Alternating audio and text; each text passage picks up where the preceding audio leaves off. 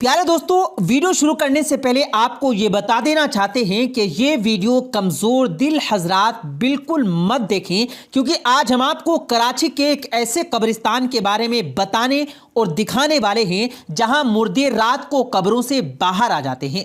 پیارے دوستو، یہ سن کر آپ یقین نہیں کریں گے، مگر آپ آخر تک یہ ویڈیو دیکھیں گے تو جان لیں گے کہ یہ واقعی سچ ہے، کیونکہ یہ ویڈیو فوٹیج ہمیں جس نے بھیجی اور جو اس قبرستان میں اس کے ساتھ بیتا، وہ شخص ہمیں یہ سناتے ہوئے بھی ڈر رہا تھا، مگر اس نے بڑی ہمت کر کے ہمیں جو سنایا وہ سننے کے لیے پیارے دوستو آپ بھی ہمت رکھیے گا۔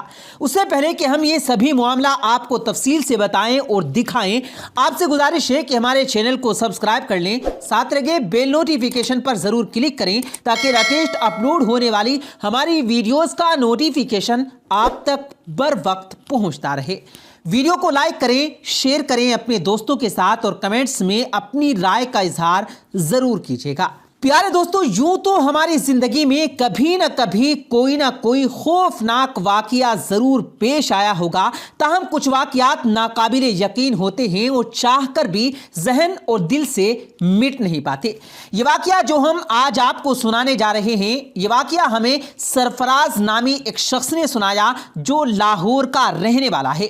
سرفراز سیر و سیاحت کا شوق رکھتا تھا اور اس نے اپنے دوست وسیم کے ساتھ کراچی کے مقامات کی سیر کا پروگرام بنایا تھا۔ پیارے دوستو، دونوں دوستوں کو ایسے مقامات، ایسی جگہیں دیکھنے کا شوق تھا جو اپنے اندر تاریخ رکھتے ہیں، اور پیارے دوستو آپ لوگ جانتے ہوں گے کہ پاکستان کے کراچی سے آگے سندھ اور بلوچستان کے لا تعداد مقام اپنے اندر صدیوں سا کی تاریخ سموئے ہوئے ہیں۔ وہ دونوں دوست اپنا کاروبار کامیابی سے چلا رہے تھے، روپے پیسے کی کوئی کمی نہ تھی۔ سفر کرتے ہوئے دونوں مقررہ دن کراچی پہنچ گئے۔ کراچی کے مشہور مقامات تو وہ پہلے بھی دیکھ چکے تھے، اس بار وہ کراچی کے آس پاس کے مقامات دیکھنے کا ارادہ رکھتے تھے، اس لیے چھوٹے چھوٹے مقامات دیکھتے ہوئے وہ ٹھٹھا کے قریب ایک گاؤں میں پہنچے۔ وہ بہت پرانا گاؤں تھا، ایک عجیب سا احساس اس کی فضا میں تھا۔ پرانے طرز کے ابھی بھی وہاں پر گھر موجود تھے، کچھ عمارتیں کھنڈر کی صورت اختیار کرنے کے باوجود اپنے اندر 100 سال کی تاریخ سموئے ہوئے تھی۔ ان کو اس گاؤں کا ماحول کافی دلچسپ لگا اور انہوں نے وہاں رکنے کا ارادہ کر لیا۔ گاؤں کے سربراہ کا نام فضل الدین تھا۔ اس نے ان کا کھلے دل سے خیر مقدم کیا، استقبال کیا اور اپنی حویلی میں ہی مہمان بنا لیا۔ وہاں کے لوگ ان کو کافی مہمان نواز لگے۔ جب وہ لوگ وہاں پہنچے تو دن کا وقت تھا۔ انہوں نے دوپہر میں گھومنا شروع کیا۔ گاؤں کا سربراہ انہیں خوش اخلاقی سے ہر جگہ کی تاریخ بتاتا اور گھماتا رہا۔ چلتے چلتے وہ ایک جگہ رک گیا اور کہا کہ یہاں سے ہم واپسی کریں گے۔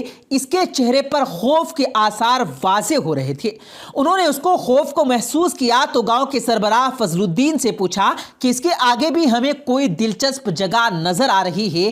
آگے درختوں کے جھنڈ میں انہیں بلند دیواریں دکھ رہی تھی، بیچ میں چھوٹا سا نالا بہ رہا تھا، جیسے وہ نالا جان بوجھ کر بنایا گیا ہو کہ دوسری طرف کوئی اور نہ جا سکے۔ آگے کوئی خطرہ ہے کیا؟ دونوں نے فضل الدین سے سوال پوچھا تو فضل الدین اپنے چہرے کے تاثرات چھپاتے ہوئے فوراً بات کو گھماتے ہوئے بولا کہ نہیں، اس طرف دوسرا گاؤں ہے اور وہاں ہمارا جھگڑا چل رہا ہے، جس کی وجہ سے ہمیں یہیں سے واپس جانا ہے اور اندھیرا پھیلنے سے پہلے حویلی پہنچنا ہے۔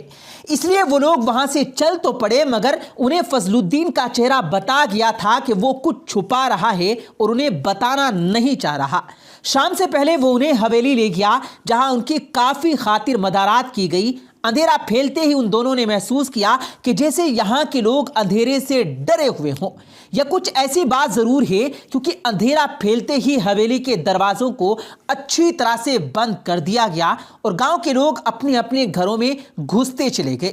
جو لوگ ان کے ساتھ گھوم رہے تھے وہ بھی اپنے اپنے گھر کو بھاگ گئے تھے، جبکہ سرفراز اور وسیم دونوں رات جلدی سونے کے عادی نہ تھے، بلکہ وہ تو گاؤں کے ماحول کو رات میں بھی دیکھنا چاہتے تھے۔ پیارے دوستو، جب انہوں نے اپنی خواہش کا اظہار فضل الدین سے کیا تو وہ فوراً بولا کہ رات کو باہر جانا خطرے سے خالی نہیں، اس لیے ہم سب احتیاط کرتے ہیں۔ انہوں نے پوچھا خطرہ؟ مگر کس بات کا؟ फजलुद्दीन ने बहुत कोशिश की कि बात को मोड़ा जा सके, मगर वो ना माने। वो कहने लगे कि आपका इस जगह से यूं वापस चले आना और अब ये खतरे वाली बात हम कुछ समझ नहीं पा रहे हैं। हम चाहते हैं कि आप हमें खुलकर बताएं ताकि हमारे इल्म में भी इजाफा हो सके।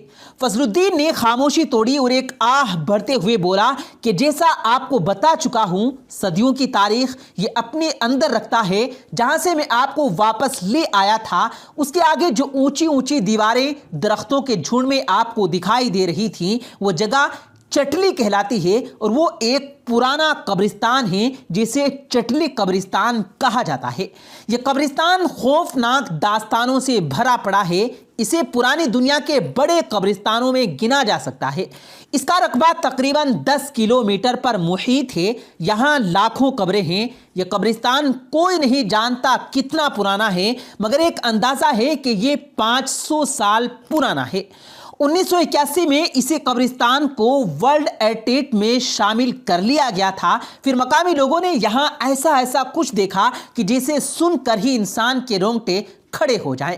कुछ यहाँ के लोगों ने इस कब्रिस्तान में लाल लिबास में मलबूस दुल्हन को देखा है। उसके मुतालिक कहा जाता है कि वो बहुत बुलंद आवाज़ में रोती है। आधी रात को उसके रोने की आवाज़ और ऊंची हो जाती है। कुछ लोगों ने यह कहानी सुनाई है कि उन्होंने कब्रों से मुर्दों को निकलते देखा है। एक बच्चा मुर्दा कब्र से उठता है और देखते ही देखते बूढ़ा आदमी बनकर नजरों से गायब हो जाता है। यह सब कुछ महज चंद सैकड़ों में रोनुमा हो जाता है। और चांद की चौदहवीं भी ऐसा होता है कि मुर्दे अपनी कब्रों से निकलकर बाहर खड़े हो जाते हैं और ऊंची ऊंची आवाज में अल्लाह अकबर कहना शुरू कर देते हैं। यह मंजर देखने वाला या तो ज़हनी मफलूज हो गया या फिर जिंदा ही नहीं रहा। इसलिए हमने इस कब्रिस्तान के गिर्द ऊंची ऊंची दीवार बना दी है और वहां आना जाना मुनक़ते कर दिया गया है, क्योंकि अगर कोई रातों को ये आवाज़ें सुन ले तो ना जाने कैसे कब्रिस्तान की तरफ चला जाता है, जैसे किसी शहर की हसार में हो। इसलिए हम रातों को बाहर नहीं निकलते और ना किसी को जाने देते हैं। फजलुद्दीन बहुत संजीदगी से ये सब बता रहा था। जब वो खामोश हुआ तो वसीम की दबी दबी हंसी और फिर जोरदार कहकहा निकला। फजलुद्दीन बोला, बाबूजी आपको ये सब मजाक लग रहा है? वसीम बोला, और क्या फजल भाई, इस दौर में ऐसी बातों से मैं तो हैरान होता हूं कि आप लोग आज भी इस पर यकीन करके बैठ गए। फजलुद्दीन बोला, ये किसी एक शख्स की बात नहीं बल्कि पूरा गांव ये जानता है, हत्ता कि आसपास के गांव भी इस कब्रिस्तान से दहशत ज़दा है। सरफराज ने वसीम की तरफ आंख निकाली कि ऐसी कोई बात ना करे, अगर उसको कौन समझाता। उसने कहा कि हम वहां ये सब देखना चाहते हैं। फजलुद्दीन ने कहा कि ऐसा करना सिर्फ हमाकत के सिवा कुछ भी नहीं होगा। उसने बहुत समझाया मगर सामने जैसे ठान ही ली थी। उसने कहा कि अगली रात चांद की 14वीं तारीख है और वो कल रात वहां जरूर जाएंगे। फजलुद्दीन ने बहुत चाहा कि उसको इस हरकत से मना कर पाए, मगर अगली रात उसने गाड़ी निकाली और सरफराज के साथ उसी तरफ चल पड़ा हुआ। सरफराज ने कहा, छोड़ो यार, अगर ये सिर्फ कहानी भी है या झूठ था तो हमें क्या, हम क्यों जा रहे हैं? वो बोला कि इन सबको वहां रात गुजार कर बताना चाहते हैं कि देखो ये सब बनी बनाई झूठी और मन घड़त कहानियां हैं और कुछ भी नहीं। बहरहाल प्यारे दोस्तों, मुख्तसर ये कि वो दोनों नाला पार करके कब्रिस्तान के गेट पर पहुंच गए, जिसे जंजीरों के साथ बड़े ताले से बंद किया गया था। रात के 8 बजे का वक्त था।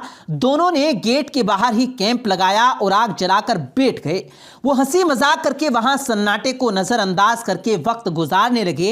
12 बजने वाले थे और जैसे ही 12 का वक्त हुआ तो शोर शुरू हो गया। वसीम भागकर गेट के पास आया।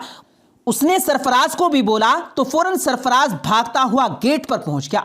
अंदर का मंजर किसी भी नॉर्मल शख्स की दिल की धड़कन रोकने को काफी था। कब्र फट रही थी। अल्लाह अकबर की सदा से उस इलाके का सन्नाटा गूंज रहा था। मुर्दे कफन में अपनी कब्र से बाहर निकल आए थे। वो दोनों आंखें फाड़े ये सब देख रहे थे। वसीम ने पहले ही मोबाइल कैमरा ऑन कर रखा था। ज़्यादा देर तक वो दोनों ये सब न देख सके और दोनों बेहोश होकर ज़मीन पर गिर गए। दिन की रोशनी में सरफराज की आंख खुली तो उसने वसीम को उठाने की बहुत कोशिश की, मगर वसीम का पूरा जिस्म कांप रहा था और उसके सर को झटके लग रहे थे। वो अपने होशो हवास में न था। सरफराज में इतनी हिम्मत नहीं थी। बड़ी मुश्किल से वो वसीम को उठाकर गाड़ी तक लाया और गाड़ी गाड़ी दौड़ा दी।